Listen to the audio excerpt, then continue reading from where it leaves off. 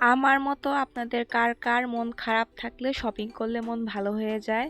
আসসালামু আলাইকুম, hello everyone, welcome back to my another video. কেমন আছেন আপনারা সবাই? আশা করি সবাই ভালো আছেন। আলহামদুলিল্লাহ, আমি অনেক ভালো আছি। নরওয়ে হেরে যাওয়ার কারণে মনটা খুবই খারাপ ছিল, আর রাতে ফুটবল খেলা দেখার কারণে ঘুমও কমপ্লিট হয়নি। সো সকালবেলা ঘুম থেকে উঠে ব্রেকফাস্ট করে চলে গিয়েছিলাম কিছু কেনাকাটা করার জন্য। আর এখানে কয়েকদিন ধরে সারাদিনই বৃষ্টি হয়, তো রাস্তায় এরকম পানি ছিল অনেক। আর এখানে আমি গাড়ির জন্য ওয়েট করছি, তখন দেখি আবার বৃষ্টি পড়া শুরু হয়েছে।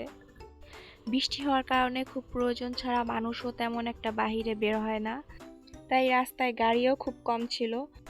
সো টুকিটাকি শপিং করব, মানে আজকে কাশ্মীরি চুড়ি কিনবো। অনেক দিন ধরেই আমি চাচ্ছিলাম কাশ্মীরি চুড়ি কেনার জন্য, কারণ আমার মনে হয় আমি ছাড়া বাংলাদেশের সবাই কাশ্মীরি চুড়ি কিনে ফেলেছে।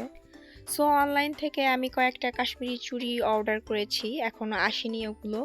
আর কয়েকটা কালার আমার পছন্দ হয়েছিল, সেগুলো পাইনি, স্টক আউট হয়ে গিয়েছিল।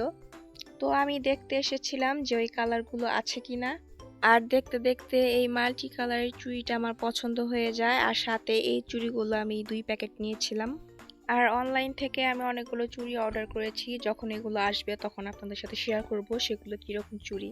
তো বাসায় আসার পর আমি চুড়ি দেখছিলাম, আর তখন অনেক বৃষ্টি হচ্ছিল, তো হঠাৎ করে অনেক জোরে একটা শব্দ হয়। তো আমি গিয়ে দেখি আমাদের পেঁপে গাছটা ভেঙে গিয়েছে। এটা তো দেখে আমার আরো মন খারাপ হয়ে যায়, এই গাছটায় অনেক পেঁপে ধরেছিল। তো 5-6টা পেঁপে বড় ছিল, আর বাকি সবগুলোই অনেক ছোট ছোট ছিল। এইভাবে আমাদের আরো 2টা গাছ নষ্ট হয়ে গিয়েছে, আর ওই 2টা গাছেও অনেক পেঁপে ধরেছিল।